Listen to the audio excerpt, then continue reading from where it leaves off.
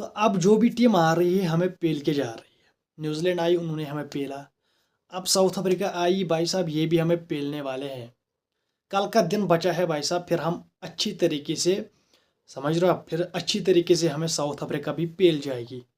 पहले जो हमने विकेट बनाई, हमने सोचा पाकिस्तान ने स्पिन ट्रैक्स बना लिए, हम भी बनाएंगे और इनको फंसा लेंगे। चलो हमने बनाई भी वो ट्रैक्स, लेकिन हमारे बल्लेबाजों ने ऐसे हाथ खड़े कर दिया भाई साहब, हमसे बैटिंग ही नहीं हो रही है इन ट्रैक्स पर।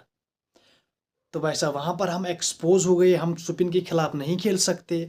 जिसे हम जिसे हम कहते थे भाई साहब ये तो बी सी ग्रेड का बॉलर है, हार्मर, साइमन हार्मर। जब वो पाकिस्तान के सामने विकेटें ले रहा था, तो भाई साहब जब उसने हमारे सामने बॉलिंग करी भाई साहब, उसने हमारी कमर तोड़ दी। उसने हमारी आधी टीम भाई साहब पेविलियन, भाई साहब पूरी टीम पेविलियन भेज दी।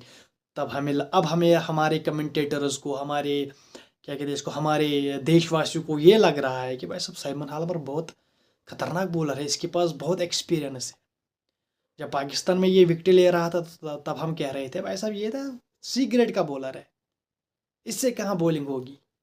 तो भाई साहब ऐसे ऐसे रंग बदलते हैं हमारे लोग, समझ रहे हो आप। जब अपनी पे आती है तो भाई साहब फिर हम बड़ा चढ़ा के कहते हैं कि भाई साहब ये बॉलर खतरनाक है, लेकिन जब वही बॉलर दूसरों के सामने परफॉर्म करते हैं तो भाई हम कहते हैं ये तो डी ग्रेड का लड़का है, डी ग्रेड का बॉलर है। तो भाई साहब लेकिन फिर साइमन हार